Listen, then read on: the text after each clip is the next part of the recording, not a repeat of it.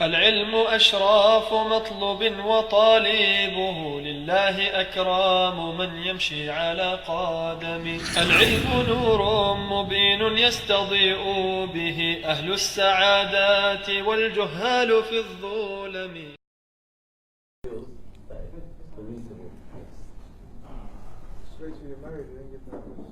يعني don't do anything beforehand.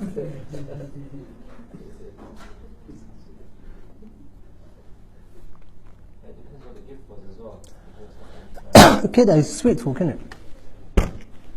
Just want to give it to her. If always say if the reason for going back from the contract, from the aqd, is because of her, then she has to give it back. And he can take it back. Lakin, if the reason for going back from it is because of him, he's the one who says, I don't want to get married to you anymore, give my stuff back. La, it's not fair. He's wasted her time. He's wasted her time. He's probably may have arranged a meeting with her, may have seen her, and so on. So it's not honourable for him to take it back. If the problem, or if the reason for going back from, or not going ahead with the nikah was because of him, then it's not befitting that he takes it back, regardless. Because otherwise, who's going to feel hard done by? The sister. He's gone to her house, gone to her wali, agreed and so on, and then all of a sudden says, la. On the flip side, if the reason for not going ahead with the aqd is because of her, then he has a right to take it back, to take back whatever he gave.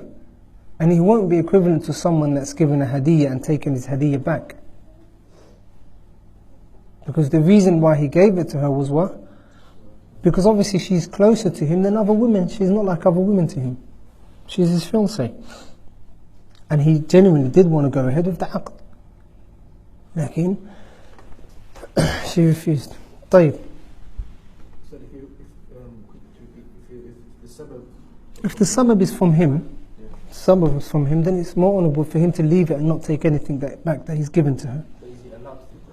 Yeah, he's allowed to take it back now. He's allowed to take it back, and he may be sinning. He may be sinning. He may be sinning. Someone that's given a hadiyah.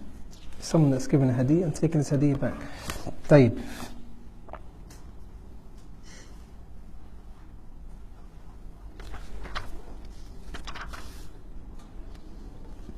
طيب. The Shaykh is now going to go into something which is called طبعا what happens is sometimes the nikah doesn't go ahead, or sometimes the nikah happens, takes place, and then for whatever reason talaq happens, or fasakh happens, or fasakh takes place. The Shaykh is now going to go into different masail which are very similar, so you have to pay attention here. If a man divorces the woman, not fasakh, he divorces her before entering upon her and then after and so on. So the Shaykh says فَإِن طَلَّقَهَا قَبْلَ الدُّخُولِ, if he divorces her prior to the consummation of the marriage, prior to going ahead with the marriage, فَلَهَا الْمُتْعَةِ. Mut'a is called alimony. Mut'a is a certain amount of money that is given to the woman after divorce. So in the Sharia of Islam, it's only one time that amount is to be given. In other laws, you may find that there's a constant amount that they have to give once the divorce takes place. Like in the Sharia of Islam, in certain circumstances, it is mustahab to give a mut'a, based on the statement of Allah subhanahu wa ta'ala, وَلَا جُنَحَ عَلَيْكُمْ إِن طَلَّقْتُمُ النِّسَاءِ مَا لَمْ تَمَسُّوهُنَّ وَتَفْرِضُوا لَهُنَّ فَمَتِّعُوهُنَّ عَلَى الْمُوسِعِ قَدْرُهُ وَعَلَى الْمُقْتِرِ قَدْرُهُ مَتَاعًا بِالْمَعْرُوفِ حَقًّا عَلَى الْمُحْسِنِينَ. So it's a certain amount of wealth that is to be given to the woman in order to show there's no hard feelings, and in order to keep the goodness that was once between them intact. لكن الشيخ says فإن طلقها قبل الدخول فلها المتعة. Again we shall see, لكن with regards to the sadaq, there are certain situations and certain times where he has to pay the sadaq fully, the mahar fully. Then there are certain situations that he only has to pay half of the mahar. And there are certain situations when he doesn't have to pay the mahar at all. And if he's already given the mahar, then he can be given the mahar back. طيب. The first situation is, when does the mahar become wajib upon him to pay? When does it become wajib upon him to pay? Firstly, if he dies. If the husband dies.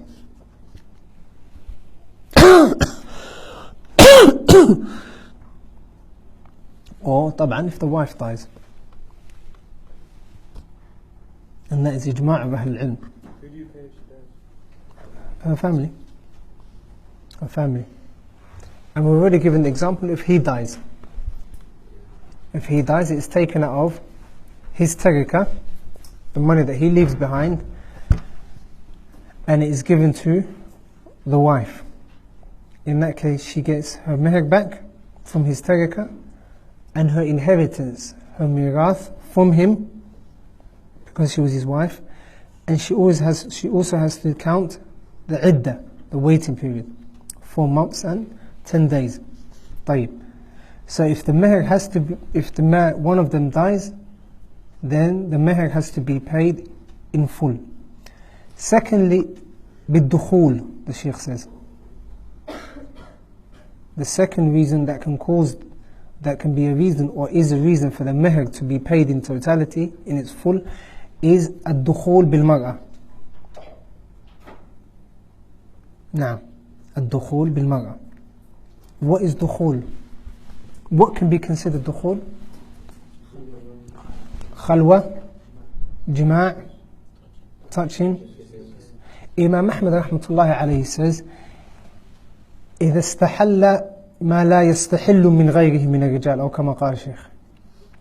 If something that wasn't halal for other men becomes halal for him, or something that was haram from other men becomes halal for him and he sees, that is when that is what is called الدخول. That is what is called الدخول. Also Allah Jalla wa Ala says, وَكَيْفَ تَأْخُذُونَهُ وَقَدْ أَفْضَى بَعْضُكُمْ إِلَى بَعْضٍ وَأَخَذْنَ مِنْكُمْ مِيثَاقًا غَلِيظًا. And how are you going to take that which you have given to them after you have been close and after you have gone into one another, يعني been married, وَقَدْ أَخَذْنَ مِنْكُمْ مِيثَاقًا غَلِيظًا, and they have taken from you a firm or strong covenant, a strong agreement and contract. طيب.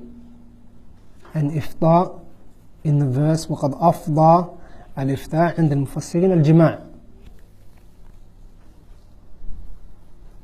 طيب. So the man has to pay the mahar in full. If he dies, طبعا it has to be taken out of his tarika. And if he's married, entered upon the woman bil khalwa, or touching, or whatever it may be. The Shaykh says, وَيَتَنَصَّفُ بِكُلِّ فُرْقَةٍ قَبْلَ الدُّخُولِ مِنْ جِهَةِ الزَّوْجِ كَطَلَاقِهَا. The next situation is, when does he have to pay half? When does he have to pay half?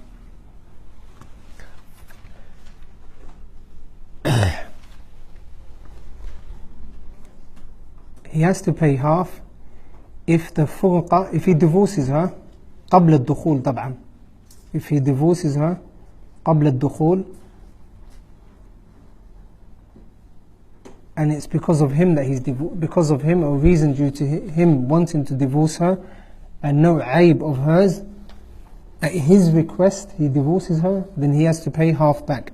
Allah Jalla wa Ala says, وَإِن طَلَّقْتُمُوهُنَّ مِن قَبْلِ أَن تَمَسُّوهُنَّ وَقَدْ if you divorce them before you touch them, وَقَدْ فَرَضْتُمْ لَهُنَّ فَرِيضَةً فَنِصْفُ مَا فَرَضْتُمْ. And you've also, whilst at the same time mentioning or giving a certain amount, and agree in a certain amount to pay as your meher, فَنِصْفُ مَا فَرَضْتُمْ, then you have to pay half of that which you have paid. So before dukhul, before entering upon the woman, only if the aqd is done. May have never seen her. The aqd has been done, and then all of a sudden he says, I want to divorce her because I don't want to get married, I can't take the responsibility now, mathalan. Then he has to pay half back. He has to pay half of the mahar. Why does he have to pay half? Firstly, it's because of him. طيب. And it's not fair on her. It's not fair on, it's oppression upon her. To tell her I married her and then all of a sudden I'm going to divorce you without a valid reason. Because as you know, the contract of the nikah is different to anything else. ميثاقا غليظا, Allah subhanahu wa ta'ala calls it. And the two people that are closest, or are the closest, are the husband and the wife. And they see from one another that which no one else sees from them. And they know parts of, or they know the secrets of each other. And they've gotten to know one another more than anyone else will probably get to know them.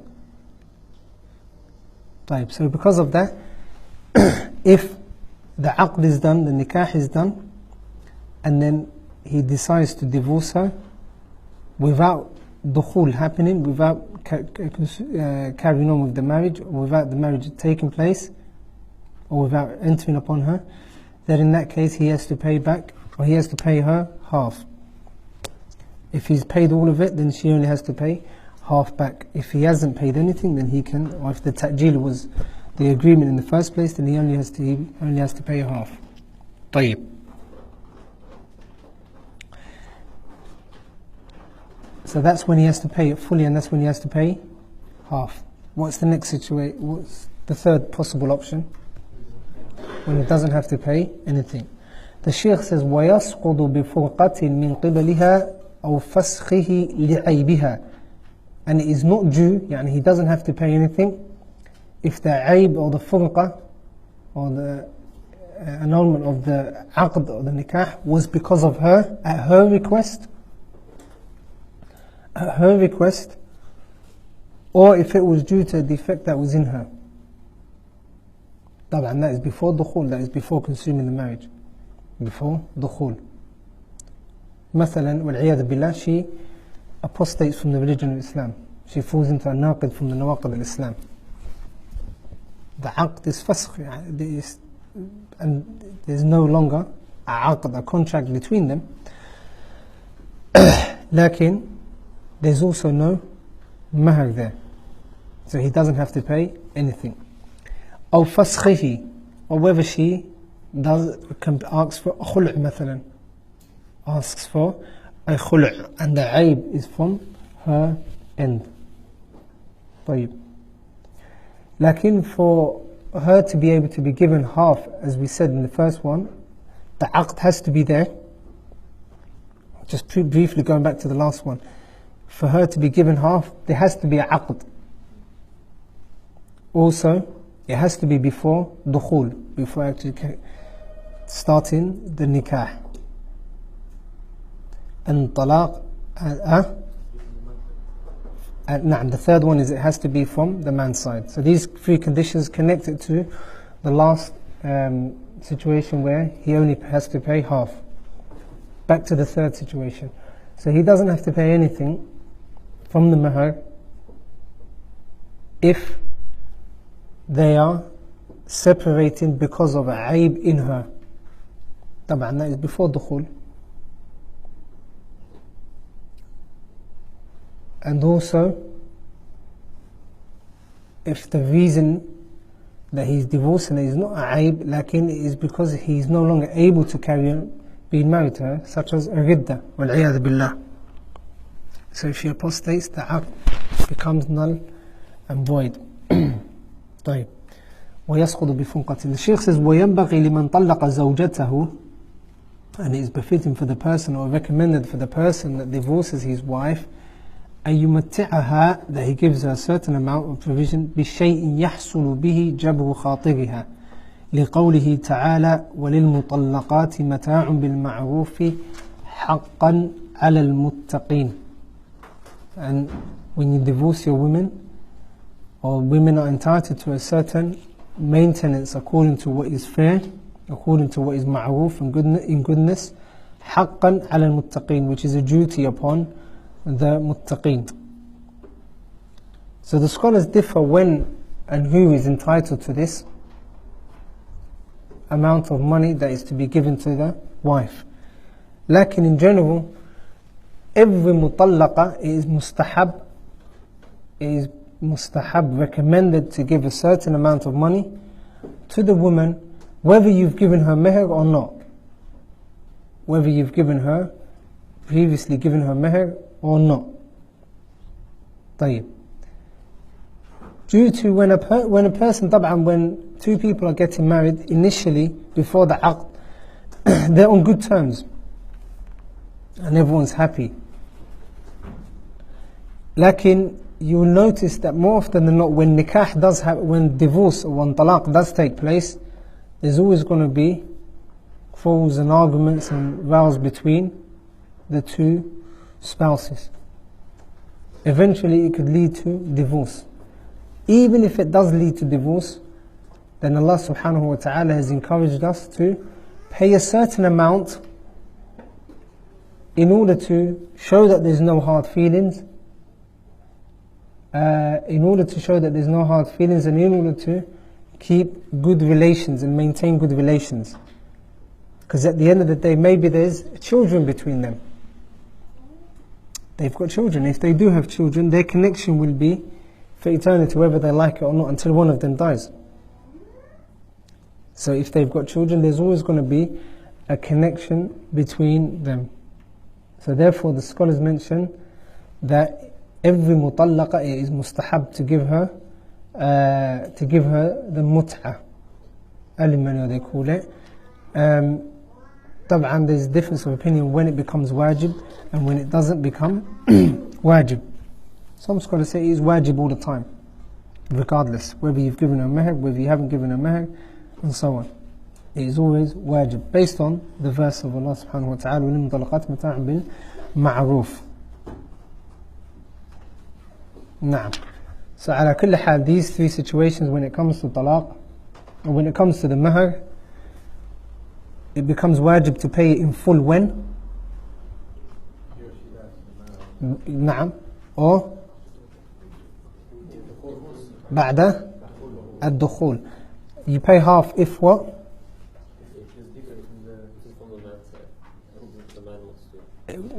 نعم, if he wants to end it, but قبل الدخول. طيب.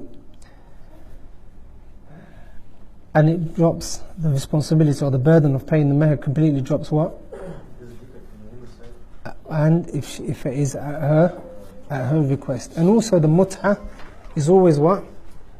Mustahab, and it is also recommended.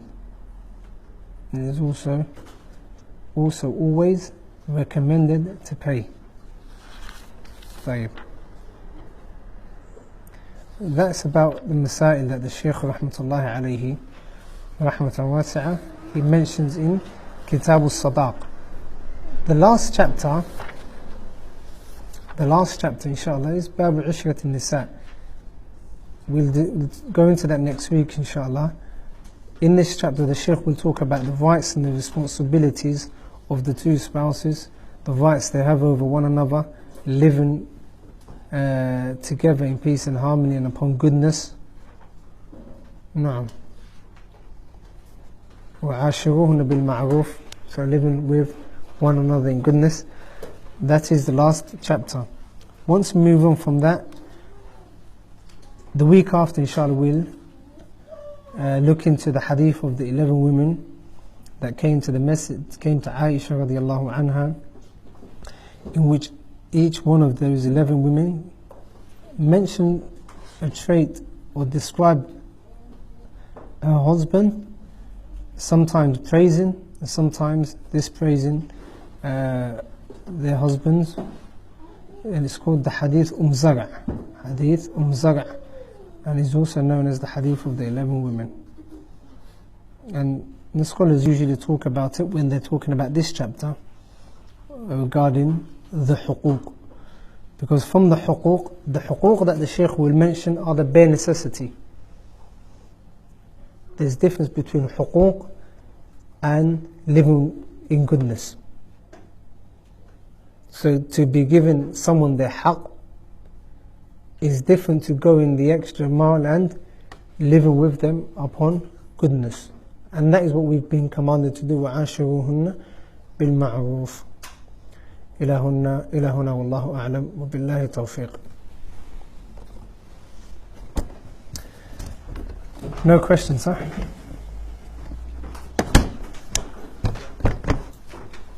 My question is that can you shed some advice or share some advice on a person who wants to, embark on seeking knowledge, travel, whatever, and he fears that maybe getting married is going to, it's going to be too much expenses. You can't, it's going to hinder him from seeking knowledge. Take his time, take his money. How do you reflect that? With regards to the question of seeking knowledge or getting married, the scholars have been asked this question. You can find a very good reply online on YouTube from Sheikh Sulaiman al-Ruhaili hafidahullah and Sheikh Abdul Muhsin al-Abbad hafidahullah, in which they talk about the issue of combining or delaying marriage for the seeking of knowledge. So they encourage students of knowledge to get married as soon as they can, as soon as possible.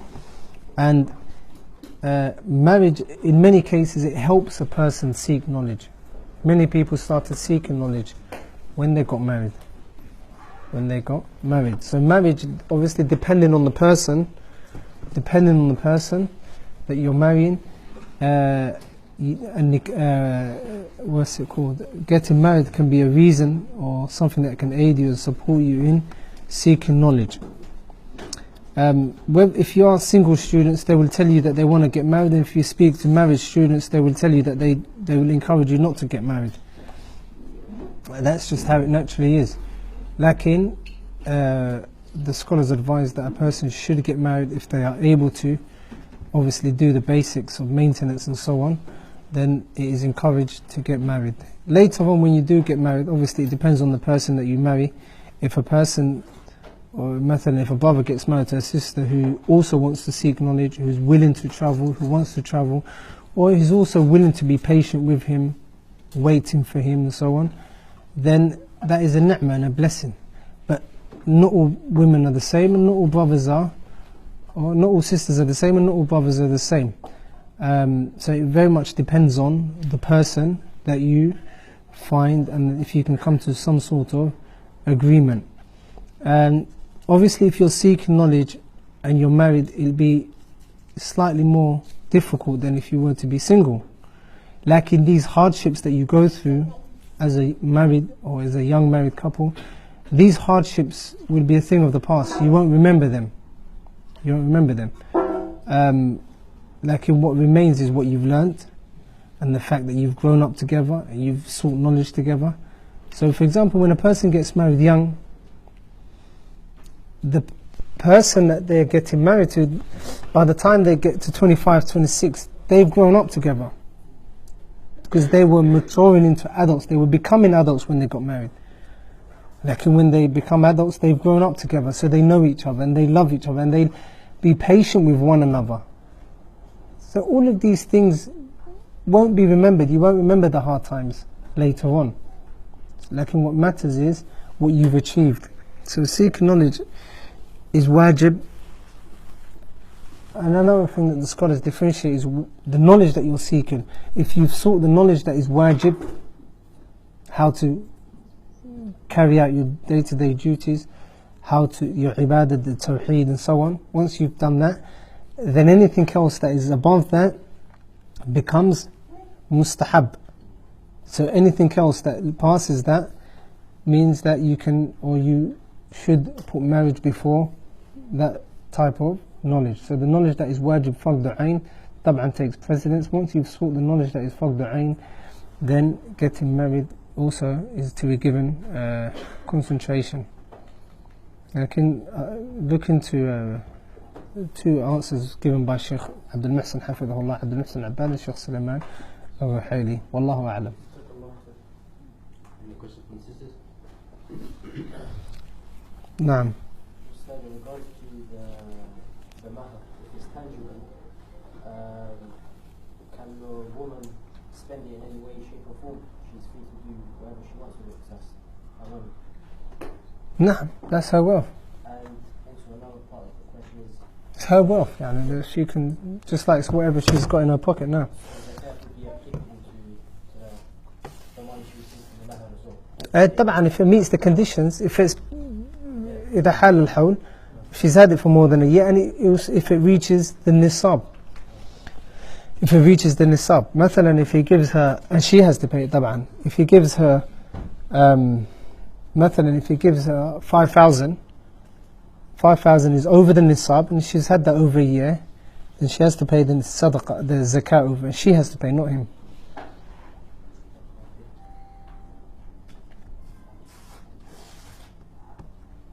I think there's a question there from the sisters, you know.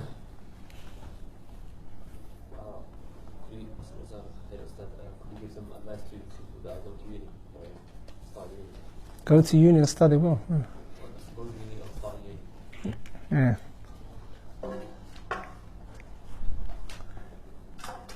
What sort of advice? From where? When a person is going to uni, especially in this country, they have to ask Allah subhanahu wa ta'ala to keep them firm and carry on, always making dua. Ya muqallib al-qulub, thabbit qalbi ala dinik. In general, when we're in this country, we meet a lot of different people, we come across a lot of different people, we cross paths with people from different walks of life, different religions.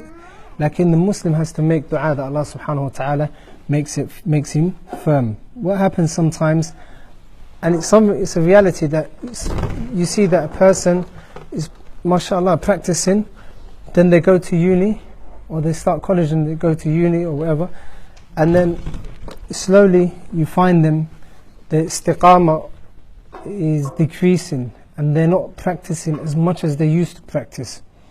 And for example, if a sister used to wear mathalan the niqab, then she takes the niqab off. Not that I'm saying it's haram, lakin, mathalan, for example, if she used to wear the hijab, she takes the hijab off and starts to wear abaya. Or with the brother, you see him, or sometimes what happens is the brother goes to university, and then after a few months or after a year, you see him starting to trim and shave his beard. And then it carries on like that, to the extent that in the end, you won't know if this person was ever even a student of knowledge or whether they were ever a practicing person. So when a person is in that sort of environment, they have to be very, very, very careful not to fall into the traps of the shaitan and the deceptions of shaitan. And to the extent that nothing becomes normal for him, and sins and things like that don't become normal for him. So for example, obviously, mathalan, if you're in uni and you're in class, sometimes you're going to have to do group work. Naturally, you're going to have to do group work sometimes. So what can happen sometimes is that you're allocated a group of 3 or 4 or 5. From them there's women and then there's men. And then you end up having a WhatsApp group, and then obviously you end up talking about things that are pertaining to dirasa only, and then one thing leads to another, and then all of a sudden it becomes you become a watered down person. So in that sort of environment, it's difficult as it is. Like, there are certain things that can help you making dua, that Allah subhanahu wa ta'ala makes you thabit ala deen, constantly making dua. Also hanging around with people that will encourage you, people that are practicing, righteous people. The company you keep makes a big difference. And also constantly carry on attending classes, listening to lectures, even if it be lectures that you download from the internet. When a person is constantly hearing reminders about Qala Allah wa Qala Rasul, hearing about death and hearing about the Akhirah and so on, and the promise of Allah subhanahu wa ta'ala, they will always remember Allah subhanahu wa ta'ala. And there are other hadith that a person can implement very easily. The Messenger sallallahu alayhi wa sallam said, لا يزال لسانك رطبا من ذكر الله. Let your tongue not cease to be moist from the remembrance of Allah. From the ibadat that you can do very easily, التصبيح والتهليل والتكبير, Allahu Akbar, astaghfirullah, subhanallah, walhamdulillah. Also maintaining the adhkar, morning and afternoon, morning and evening. And also when you're going to uni or college, that you have the intention that you're benefiting yourself and you're benefiting the ummah, or you're going to benefit yourself and benefit the ummah. So your aada becomes an ibadah. And even when you go and work as well, they say that the righteous people, their aadat become ibadat. When you're coming to class, طبعا that's ibadah. When you're going to the gym, that can be ibadah. When you're jogging in the park, that can be ibadah. When you're eating, it can be ibadah. When you're studying, when you're going to uni, work, college, school, it can be ibadah. إِنَّمَا الْأَعْمَالُ بِالنِّيَّاتِ وَإِنَّمَا لِكُلِّ امْرِئٍ مَا نَوَى. So correct your intentions. You're going to go there for 3 or 4 years or however many years. Like at the very least, make sure you keep your intention correct at all times. And if you're not going to do a lot of ibadah, at least try staying away from ma'asi and sins and anything that can decrease your steadfastness and anything that can decrease your tawheed. Wa billahi tawfiq. What is khula'? Khula' is when the wife asks to dissolve the marriage. She wants fasakh. She wants the husband to leave her, or for her to leave the husband. It is not talaq. It is similar to fasakh. It is fasakh.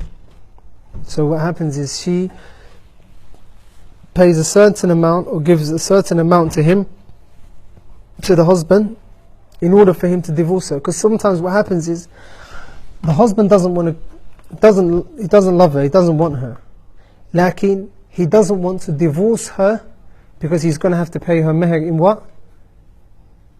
When we were talking about the kitab now, when does he have to pay the meher in full? If he divorces, and if also قبل الدخول, بعد الدخول as well, right? Some husbands, hadahumullah, they don't want to pay the money that they're supposed to pay to the woman. So they say to her, you can buy your way out. You can buy your way out of the aqd, the marriage. Like, I'm not going to divorce you. Some of them genuinely don't want to divorce her. Lakin, what happens is if the woman goes ahead with it, she goes to the mahkam al-shari'iyah and she asks for a khula'. And then the situation is looked at by a hakim, a qadi, an imam, and then eventually he can choose whether to give her a khula', the imam, or not, or whether she deserves it or not. As long as obviously she's got valid reason. Does female genital mutilation count as a defect that is specific to women? La, it is not a defect. It can't be a defect because it is considered a sunnah in the Sharia of Islam. It is not wajib. It is not something that women have to do, but like if they do it, it is not something that is called, or that is a deficiency. It is not something that is a deficiency. Hassan. And the ibara, the actual word in the mustalah is incorrect, the terminology. Mutilation is when you totally chop something up. That is not what happens. That isn't what happens when the woman gets circumcised. When a small child, a small girl, gets circumcised, that is not what Muslims do. If they do it in other tribes, other cultures and other religions, that is not what Islam does. That is not what Islam does. And also they call the male circumcision, they also call that mutilation, barbaric, or whatever they want to call it. The question, Hassan, it's not, we don't call it FGM, we call it female circumcision. Because you're kind of giving into their terminology.